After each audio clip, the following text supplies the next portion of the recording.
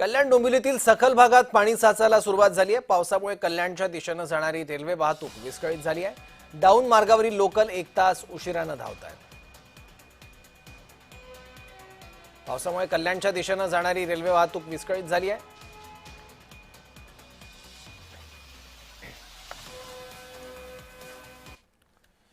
मी मुलुंडला कामाला असतो। गेल्या 2-3 तासापासून मुलुंडला कंटिन्यू इतका जोरदार पाऊस आहे, त्यामुळे मग ऑफिसवरून लवकर निघालो। तर ट्रेनची परिस्थिती म्हणजे ट्रेन बराच लेट आहे। म्हणजे मी आता ज्या ट्रेनने आलो ती 1:38ची आली आणि ती डोंबिवलीला तिचा टायमिंग होता 2:05चा। ती डोंबिवलीला आली आत्ता ह्या वेळेला 3 वाजता आली जवळजवळ डोंबिवलीला। म्हणजे 50 ते 55 मिनिटे ट्रेन लेट आहेत पावसामुळे।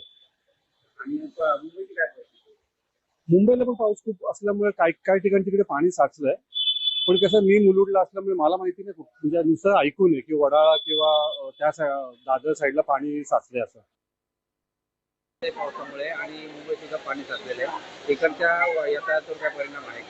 हा हाय परिणाम। गाड्या खूपच लेट आहेत आणि मला ऍक्च्युली मी आता कॉलेजून सुटलोय तर मला घरी जायचंय आणि गाड्या खूपच लेट आहेत। 14-15 मिनिटं गाड्या लेट आहेत आणि घरी तिकडे आई वाट बघते। तर काय करू शकतो आपण? काय नाव तुझं? माझं नाव प्रणव यादव। किती मिनिटं गाड्या लेट आहेत? ऍक्च्युली खूपच गाड्या दाखवतात। आता इकडे आता इंडिकेटर दाखवतात की 14 मिनिटं आहे, पण आपण आता इंडिकेटर बघतोय तर 1 तास अर्धा तास गाड्या लेट दाखवतात।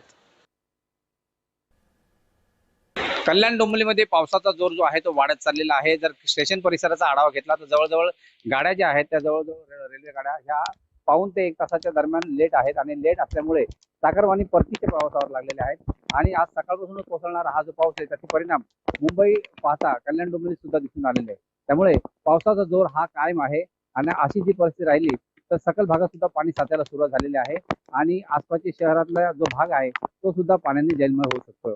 किशोर पगारे, जय महाराष्ट्र न्यूज, डोंबिवली।